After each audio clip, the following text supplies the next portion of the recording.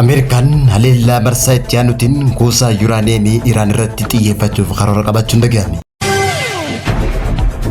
Bu'uuraalee dijitaalaa Itoophiyaadhaan ammayyeessuudhaaf dhaabbanni Itiyoo Telekoomii gita isaa Ispeen wajjin magaalaa Baarselonaatti waliigaltee mallatteessuun dhaga'ame.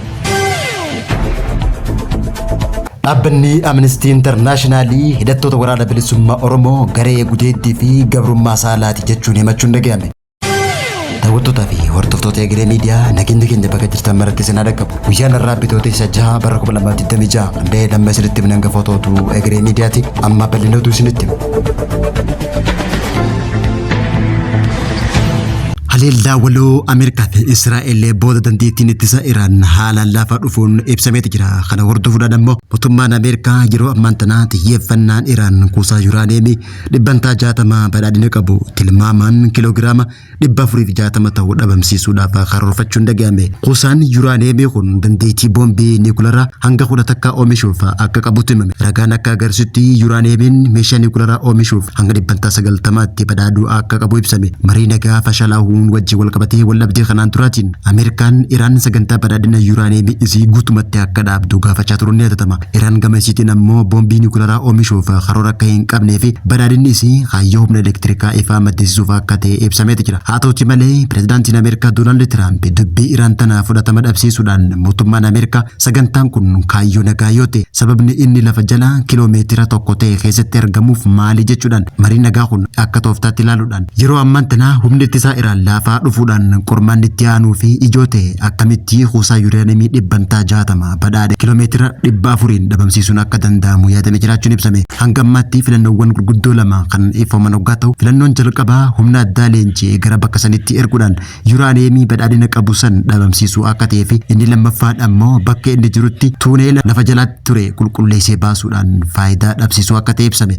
Gama biraatiin ammoo hoogganaan raayyaa ittisa biyya Israa'el Leetinaal Jeneraal Eyal Zamir dulli waraanaa Iraan irratti geggeeffamu kan marsaa itti aanu guyyaarraa akka jalqabu beeksise. Dandeettii waraanaa Iraan daran diiguudhaaf duula marsaa lammaffaa akka eegalu hoogganaan humna ittisaa Israa'el Leetinaal Jeneraal Eyal Zamir beeksisee jira. Akka Jeneraal Zamir jedhutti Israa'el marsaa haleellaa tasaa itti milkooteeti jirti. Milkaa'ina kanaas xumurteeti jirti.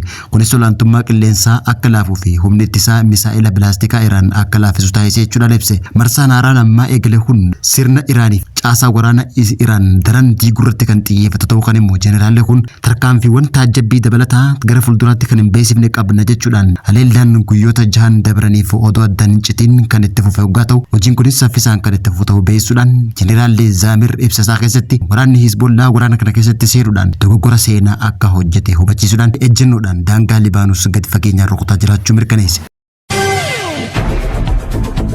Kora addunyaa moobaayilaa Ispeen magaalaa Baarselonaatti taa'aa jirratti Itiyoo Telekoom michuu tarsiimoo isaa kan ta'e Iraaksan wajjin hojii neetwoorkii ammayyeessuu raawwachuuf waliigaltee seena qabeessa mallatteessuun dhaga'ame. Pirojektiin guddaan kun tarsiimoo dhaabbanni Telekoomii waggoota 3 dabraniif The Next Horizon Digital and Beyond 2028 jaamu waliin kan wal simu hoggaa ta'u Itiyoo Telekoomiin bu'uuraalee dijitaalaa biyyattii sadarkaa itti aanutti ce'isuuf kan yaadame ta'uun ibsame. Waliigaltee tana eegataa isaniin booda tajaajila neetwoorkii babal'isuu fi ammayyeessuudhaan ijaarsa teknooloojiiwwan haarawaa 4G laayiringii iddoowwan moobaayilaa 1,500 naannoo bulchiinsa neetwoorkii Iraaksan keessatti argaman irraa babal'isuun kan yaadame ta'uun ibsame. Hojiiwwan dhaabbanni Telekoomii jalqabuu deemu kun bu'uuraalee misoomaa jiran teknooloojiin ammayyaatiin kan bakka buusuun inni kunis uwwisa neetwoorkii qulqullinaa fi dandeettii haalaan fooyyessaa jaamiti eegama. Akkasumallee faayidaan dhaqqabdummaa 5G babal'isuu walitti hidhaminsa saffisaa olaanaa dhugoomsuu keessatti gahee guddaa kan agarsiisu hoggaa ta'u kunis ammoo diinagdee dijitaalaa ammayyaa ijaaruudhaaf barbaachisaa akka ta'e ibsameeti jira.